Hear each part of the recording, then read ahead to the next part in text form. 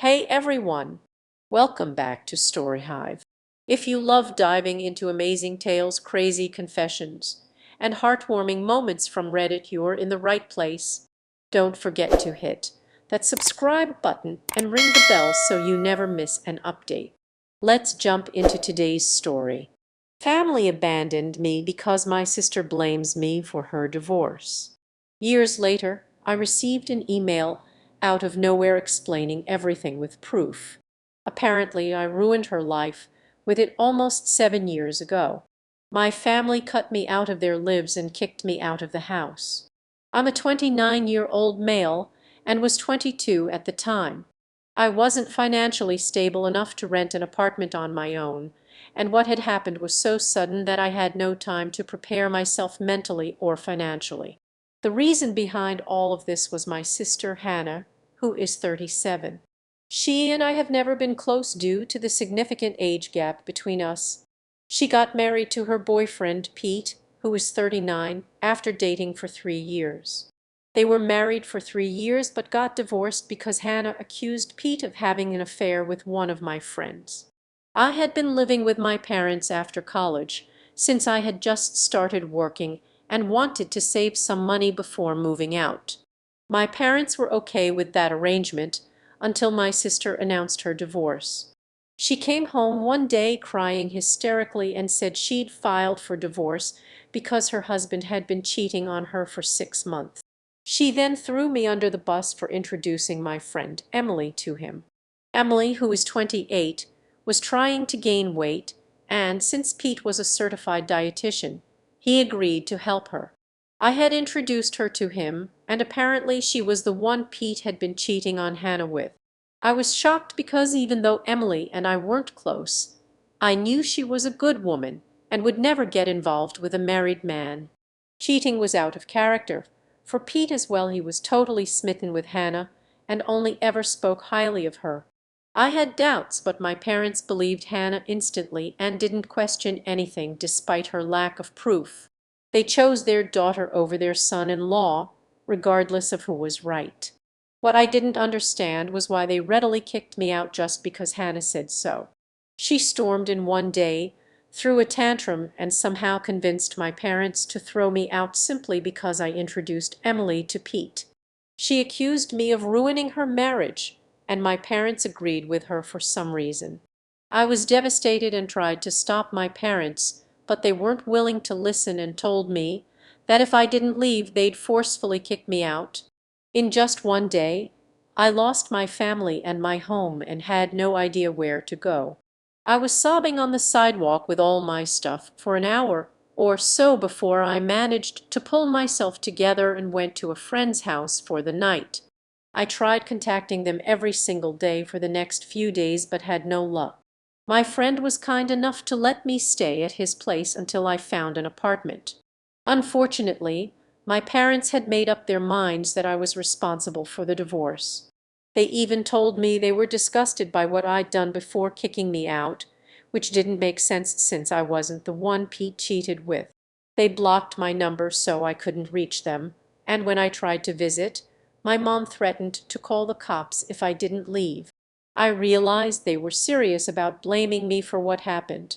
My sister had always been the favorite child, and I'd always been sidelined, but I didn't expect it to lead to something so huge. I tried to make sense of it all for the next couple of weeks since Hannah and my parents had cut me off completely. I couldn't even contact Pete because he blocked me too. Hannah and Pete had moved out of their house and gone to live with their respective parents, so I had no way to get in touch with anyone involved. I approached my last resort to get to the truth, Emily. Although Emily and I weren't close, I had to ask her about the affair.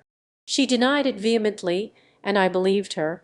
Emily told me she'd only ever met Pete a few times in a professional capacity and had no idea why Hannah would say such awful things about her. She even showed me pictures of her steady boyfriend and their plans to get married in a few months. Her story was much more convincing than Hannah's accusations. I had no proof, but I knew Hannah was lying about the real reason for the divorce. Since I had no proof, I couldn't go back to my family. Back then I was desperate to return to my family because I missed them, despite what they had done to me. With time I was able to move on with my life. I found a place, made my job my purpose, and focused on distracting myself and paying bills. I was hurting, but I knew I had to keep going with or without my family's support. Years passed, and now I'm doing much better. I moved from my tiny apartment to a much bigger one and got engaged to my girlfriend of 2 years. A week ago, our engagement post ended up being a game changer.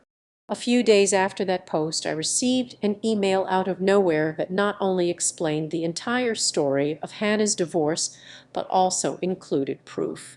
My fiancée Lisa, who is 30, usually only posts on Instagram, but the picture from our engagement made it to her Facebook feed, where she has a wider audience.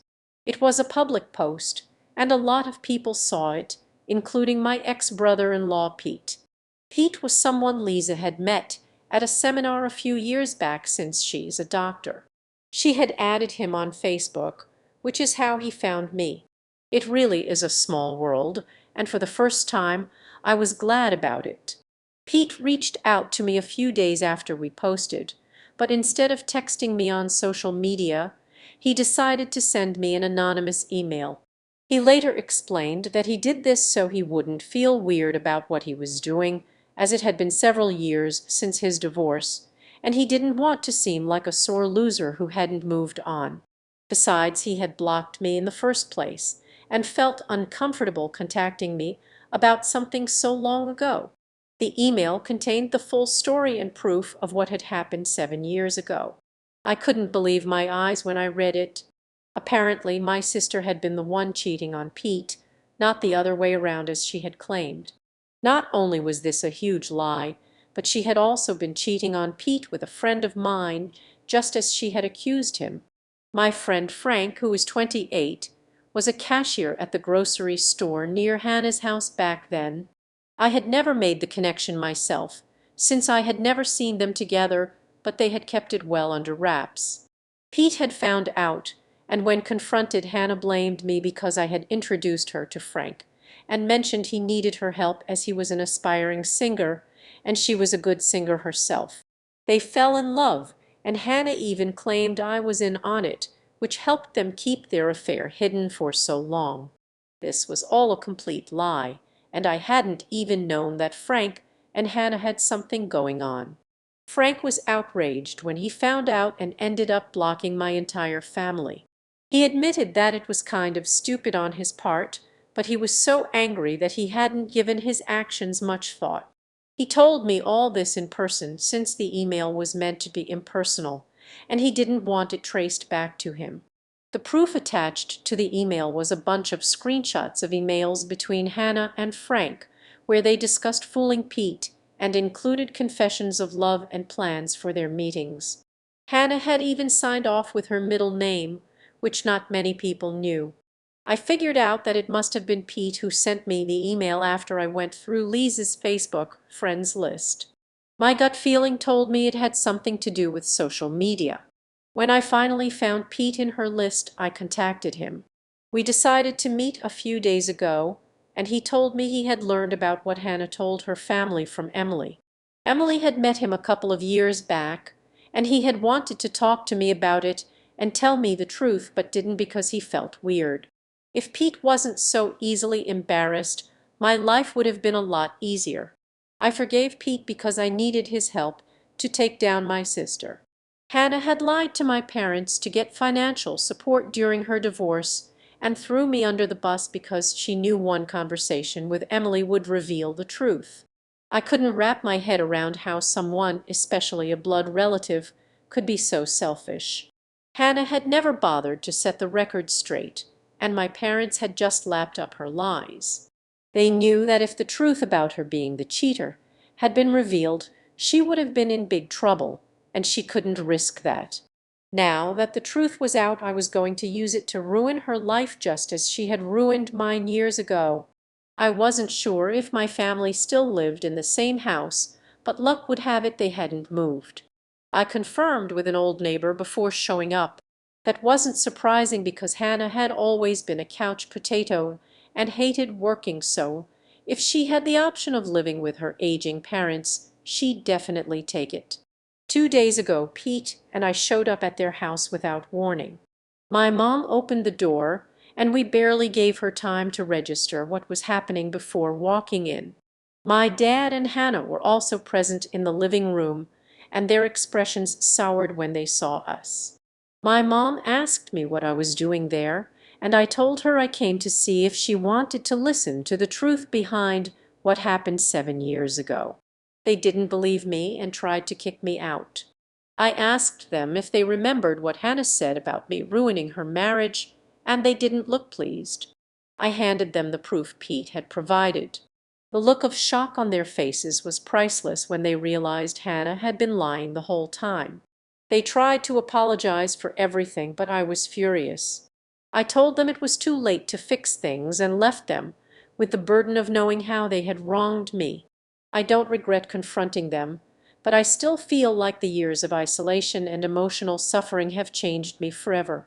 I am thankful to have a supportive fiance and a good friend like Pete, who helped me get to the bottom of the mess, but I also wonder if my family and I will ever be able to repair our relationship. Thanks for tuning in to today's Reddit story. If you enjoyed it, please give this video a thumbs up and share it with your friends. And if you haven't already, make sure to hit that subscribe button and ring the bell so you never miss out on more amazing stories. See you next time.